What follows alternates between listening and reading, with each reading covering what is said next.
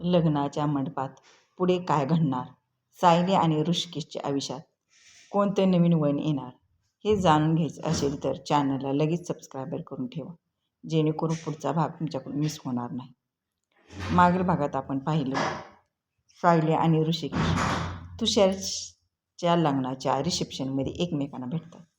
ऋषिकेशला सायलीशी बऱ्याच गोष्टी शेअर करायच्या असतात आणि तिला अधिक जवळून ओळखून घ्यायची असते. आता पुढे पाहू. सायली आणि ऋषिकेशने रिसेप्शनचा मनसोक्त आनंद घेतला. जेवण झाल्यावर ऋषिकेशच्या सर्व मित्राची भेट झाल्यानंतर ते तेथून निघाले. ऋषिकेशकडे स्वतःची कार होती, त्यामुळे ते दोघे कारने घराकडे जाण्यास निघाले. वाटेत ऋषिकेशने एका आईस्क्रीम पार्लरसमोर गाडी थांबवली. त्याने सायलीला तिच्या आवडीचा फ्लेवर विचारला, तेव्हा तिने चॉकलेट आईस्क्रीम सांगितली. ऋषिकेशने स्वतःसाठी व्हॅनिला आईस्क्रीमची ऑर्डर दिली. आईस्क्रीम खात खात त्यांच्यात गप्पा रंगू लागल्या. ऋषिकेशने सायलीच्या आवडीनिवडी, तिचे विचार आणि तिच्याशी संबंधित प्रत्येक गोष्ट अगदी आवडीने जाणून घेतली. दुसरीकडे सायलीच्या मनात मात्र थोडी भीती आणि प्रचंड उत्सुकता होती. ऋषिकेश आपल्याशी नेमकं काय शेअर करणार आहे हे जाणून घेण्यासाठी ती उत्सुक होती, पण लाजाळू स्वभावामुळे तिला थेट विचारता येत नव्हते. त्यामुळे तिनेही ऋषिकेशच्या प्रश्नांना होकार देत गप्पा पुढे चालू ठेवल्या. सर्व आवडीनिवडी माहीत करून घेताना ऋषिकेशच्या लक्षात आले की सायलीच्या मनात काहीतरी गोंधळ चाललेला आहे. शेवटी कोणताही आडपडदा न ठेवता तो थेट मुद्द्याला आला. ऋषिकेश म्हणाला, सायली, खरं सांगायचं तर मला इतक्यात लग्न करायचं नव्हतं. मला अजून 2-3 वर्षे थांबायचं होतं. त्यामागे 2 कारणं होती. पहिलं म्हणजे मला माझं लॉचं शिक्षण पूर्ण करायचं होतं. आणि सायलीने उत्सुकतेने विचारले, आणि दुसरं कारण कोणतं? ऋषिकेश सांगू लागला, दुसरं कारण म्हणजे दीपमाला. माझं तिच्यावर खूप प्रेम होतं आणि ती मला मनापासून आवडायची. आम्ही लग्नही करणार होतो, पण माझ्या आईला ती पसंत नव्हती. त्यातच आईला लव्ह मॅरेज अजिबात आवडत नसल्यामुळे आमच्या लग्नाला तिचा पूर्ण विरोध होता. एरवी मी थोडा जरी चिडलो तरी आई माझं ऐकायची, पण दीपमालाच्या बाबतीत मी कितीही चिडचिड केली, रागवलो, तरी ती आपल्या निर्णयावर ठाम राहिली. शेवटी आम्हीच आमचं नातं संपवण्याचा निर्णय घेतला, कारण घरच्यांना दुखावून मला लग्न करायचं नव्हतं. दोघांच्या सहमतीने आम्ही वेगळे झालो. त्यानंतर 1 महिन्यात तिने दुसऱ्या मुलाशी लग्न केलं आणि ती नागपूरला निघून गेली. तिच्या लग्नाच्या 1 वर्षानंतर मी तुला पाहायला आलो आणि तुला पाहताच मी तुझ्या प्रेमात पडलो. तुला भेटल्यावर मी माझं लॉचं शिक्षण आणि माझा भूतकाळ सगळं काही विसरून गेलो. तूच माझं खरं प्रेम आहेस हे मला तुला पाहिल्यावरच समजलं होतं. सायली कोणताही प्रश्न न विचारता ऋषिकेशचं सगळं बोलणं शांतपणे ऐकत होती. तिच्या चेहऱ्यावरचे भाव वाचण्याचा प्रयत्न करत ऋषिकेशने विचारले, सायली, तू अशी शांत का आहेस? तुला यावर काहीच नाही बोलायचं का? सायलीने थोडा वेळ विचार केला आणि मनातली शंका बोलून दाखवली. तुम्ही आता माझ्यावर खरंच खूप प्रेम करता का? म्हणजे मला बघितल्यावर तुम्ही माझ्या प्रेमात पडलात आणि तुमच्या पहिल्या प्रेमाला, दीपमालाला, इतक्या सहज विसरून गेलात?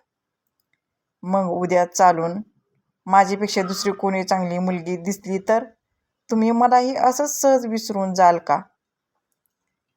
तिचा हा भावडा प्रश्न पण तितकाच महत्त्वाचा ऐकून ऋषिकेशला नवल वाटले आणि तो लगेच म्हणाला, सायली, असं पुन्हा कधीच होणार नाही. माझं तुझ्यावर खूप मनापासून प्रेम आहे. तुला भेटल्यावरच मला जाणीव झाली की दीपमालाबद्दल मला जे वाटत होतं ते खरं प्रेम नसून फक्त एक आकर्षण होतं. म्हणून तिचं लग्न होताच माझ्या मनातील तिच्याबद्दलच्या भावना तिथेच संपल्या.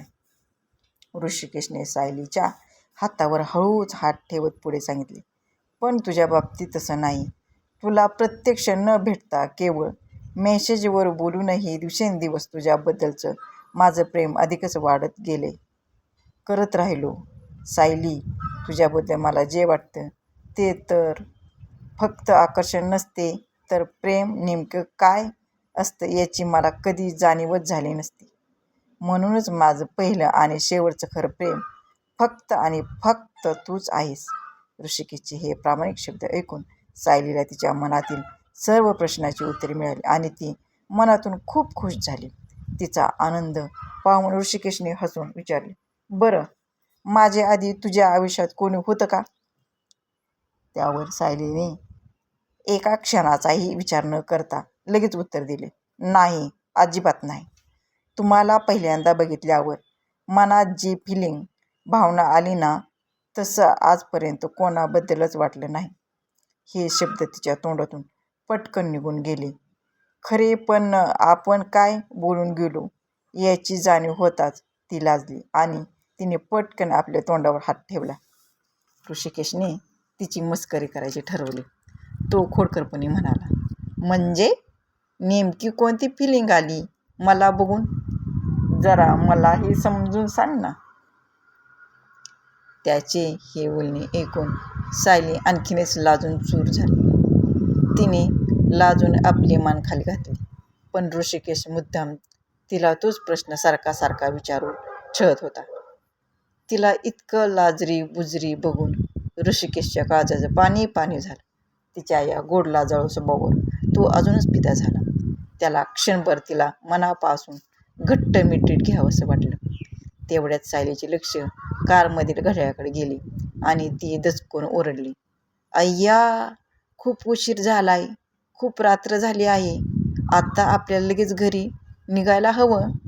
ऋषिकेशने हळूच तिचा हात आपल्या हातात घेतला आणि म्हणाला, आपलं आजचं हे क्षण मी आयुष्यभर लक्षात ठेवेन, माझ्या मनात कायम साठवून ठेवेन.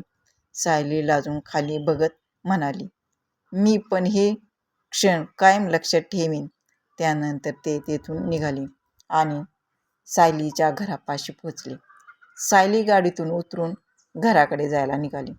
तेवढ्याच ऋषिकेशने तिला थांबवले आणि हळूच म्हणाला, सायली, आय लव्ह यू. सायलीने लाजून फक्त हां असे म्हटले आणि ती गालातल्या गालात हसली. ऋषिकेश प्रेमाने म्हणाला, काही हरकत नाही, मी तुझी वाट बघेन. ज्या दिवशी तू स्वतःहून माझ्या डोळ्यात बघून हे शब्द बोलशील, तो क्षण आणि तो दिवस माझ्यासाठी खूप खास असेल आणि त्या दिवशी जी तारीख असेल तो दिवस मी दरवर्षी आपला लव्ह डे म्हणून सेलिब्रेट करेन. तू तुझा हवा तेवढा वेळ घे. सायलीने लाजत विचारले, आता मी जाऊ का? ऋषिकेश म्हणाला, नाही, मी तुला आतपर्यंत सोडवायला येतो. सायली म्हणाली, ठीक आहे, चला. घरात गेल्यानंतर ऋषिकेशने मोठेपणा दाखवत सायलीच्या वडिलांची माफी मागितली. ऋषिकेश म्हणाला, सॉरी पप्पा, तुम्हाला आवडत नसतानाही मी सायलीला एवढ्या उशीरपर्यंत माझ्यासोबत ठेवले. पण माझ्या मित्रांचा सायलीला भेटण्याचा खूप आग्रह होता म्हणून मी तिला थांबवून घेतली. तुम्हाला वाईट वाटले असेल तर मला माफ करा. त्याचे हे प्रामाणिक बोलणे ऐकून सायलीचे पप्पा हसले आणि म्हणाले, अरे, हे काय करता ऋषिकेश? तुम्ही तर आमचे जावई आहात. आमची अशी माफी मागून तुम्ही आम्हाला लाजवत आहात. ऋषिकेश हळूच हसून म्हणाला, म्हणजे तुम्ही मला फक्त जावई मानता, तुमचा मुलगा नाही मानत? सायलीचे पप्पा प्रेमाने म्हणाले, अरे, असं काही नाही. आम्हा दोघांसाठी तुम्ही आमच्या मुलासारखीच आहात. पण आपल्या संस्कृतीत जावायचा दर्जा नेहमीच वरचा असतो. सायलीच्या वडिलांशी छान गप्पा मारून ऋषिकेश निरोप घेऊन तिथून निघून गेला. खरं तर सायलीच्या आईने आधीच तिच्या वडिलांना समजावून सांगितलेले होते की आपली मुलगी कधीच आपल्याला न विचारता काही करत नाही. आज पहिल्यांदाच ती एवढ्या उशिरा आली, त्यातही ती जावाई बापूच्या आग्रहामुळे थांबली होती. तसेही आता लग्नाचे थोडेच दिवस उरले आहेत. त्यानंतर ती लग्न करून सासरी निघून जाईल. जोपर्यंत ती आपल्याकडे आहे तोपर्यंत आपण तिच्यावर अजिबात रागवायला नको. शेवटी आई ती आईच असते. वडिलांना कसं इमोशनल ब्लॅकमेल करून शांत करायचं ही कला प्रत्येक आईला उपजतच जमते. असेच दिवस आनंदाने सरत गेले आणि अखेर लग्नाचा तो शुभ दिवस उजाडला. एकीकडे ऋषिकेशच्या घरी आनंदाचे आणि उत्साहाचे वातावरण होते, तर दुसरीकडे सायलीच्या घरी मात्र सुख आणि दुःख अशा दोन्ही संमिश्र भावना होत्या. आपली लाडकी लेक आता सासरी जाणार, आपल्याला सोडून दुसऱ्या घरी जाणार याचे दुःख सायलीच्या आणि तिच्या आईवडिलांच्या मनात दाटून आले होते. सासरच्या नव्या प्रवासाची उत्सुकता आणि माहेर सुटण्याचे दुःख अशा भावनांमध्ये सायली अडकली होती. आपल्याला चांगला नवरा मिळाला, आपल्यावर खूप प्रेम करणारा मिळाला म्हणून सायली देखील आनंदी होती. आपण सायलीचा आणि ऋषिकेशचा पुढचा प्रवास पुढच्या भागात पाहू. तोपर्यंत व्हिडिओ कसा वाटला कमेंटमध्ये नक्की सांगा.